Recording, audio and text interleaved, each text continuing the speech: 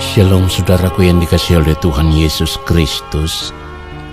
Kebenaran firman Tuhan kita saat ini berjudul ketakutan manusia. Baiklah, mari kita siapkan hati kita. Mari kita berdoa.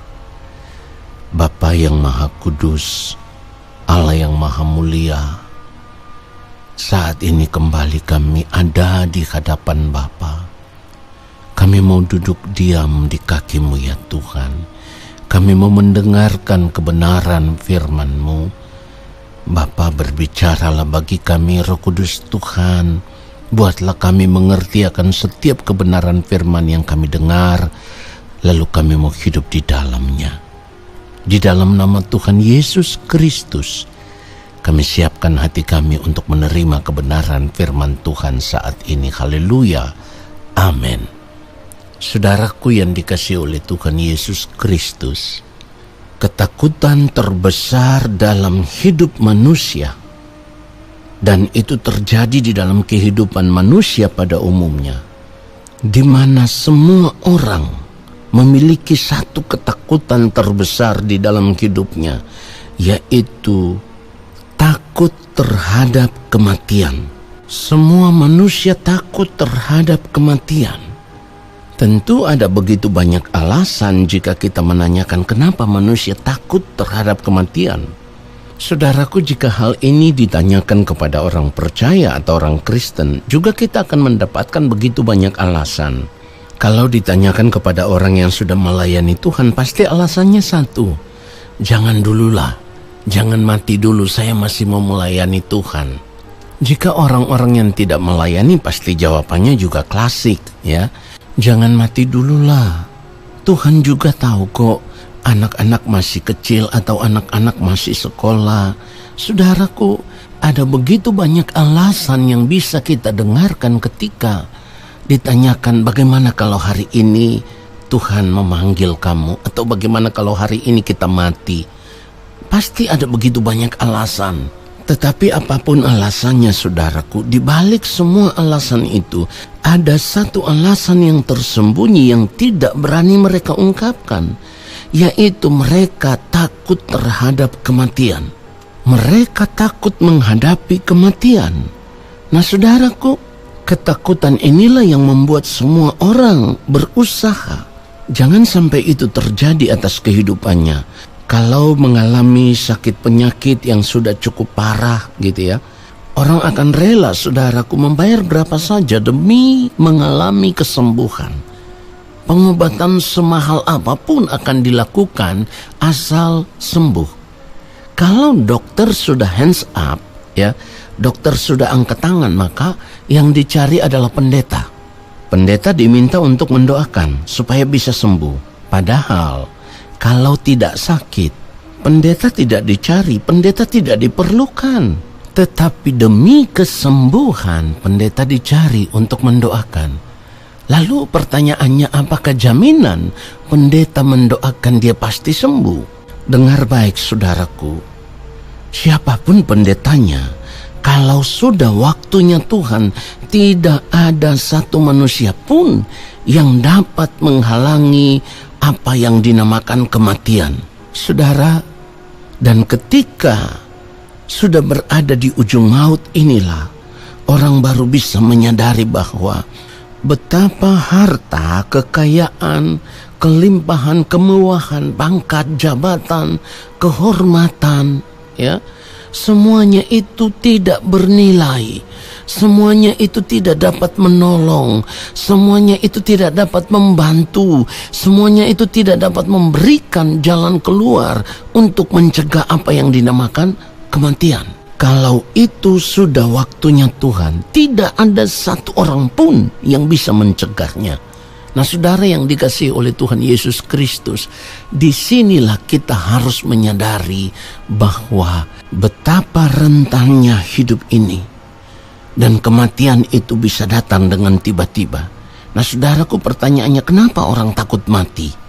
Ada begitu banyak alasan yang bisa kita dengar, tetapi satu hal yang pasti, saudaraku, orang-orang yang takut terhadap kematian karena mereka tidak rela meninggalkan dunia ini. Mereka tidak mau melepaskan diri dari kesenangan hidup yang mereka miliki selama ini. Saudaraku, keterikatan dengan dunia inilah yang membuat semua orang pasti takut mati.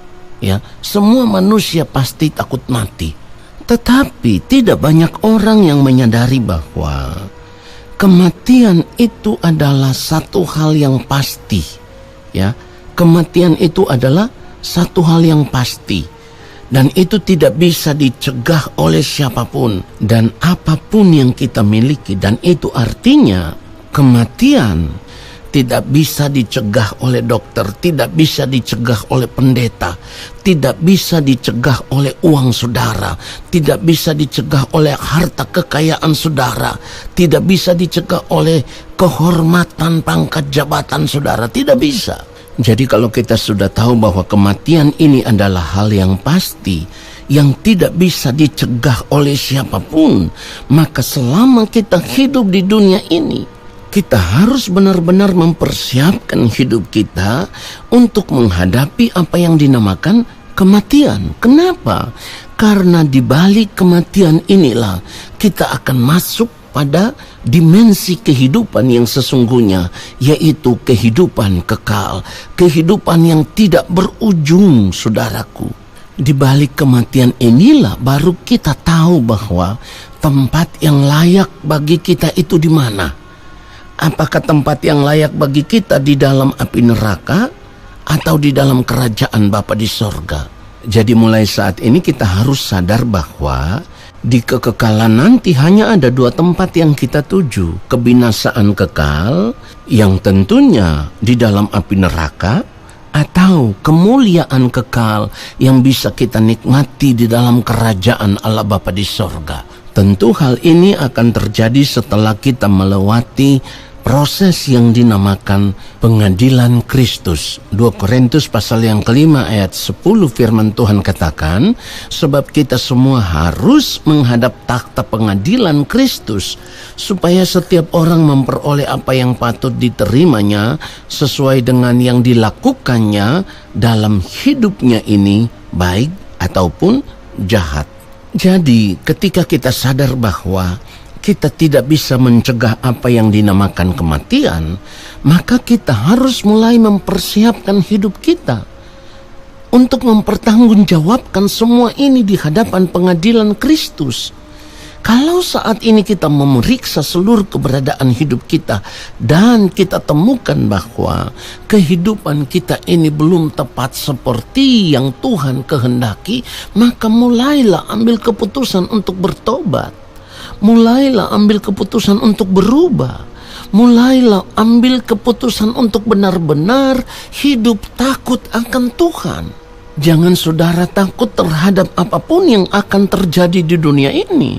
Saudara tidak perlu takut terhadap manusia. Saudara tidak perlu takut terhadap sakit penyakit yang saudara derita atau saudara alami. Atau juga takut terhadap berbagai epidemi penyakit yang terjadi akhir-akhir ini. Hari-hari terakhir ini ada begitu banyak orang atau manusia di seluruh dunia takut terhadap apa yang dinamakan corona, ya, yang sedang terjadi hari-hari ini. Kenapa demikian, saudaraku? Karena semua manusia takut kepada kematian. Orang tidak mau mati. Jadi mendengar nama corona itu menjadi momok terbesar, ketakutan terbesar di dalam kehidupan manusia pada umumnya. Padahal tidak perlu corona, saudaraku, yang mengancam kehidupan saudara. Saudara minum air putih keselak bisa mati. Saudara sedang menikmati makanan terenak, termahal, ya.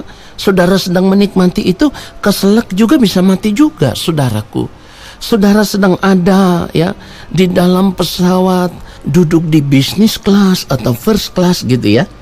Lalu menikmati fasilitas pelayanan yang luar biasa ketika ada di bisnis kelas itu.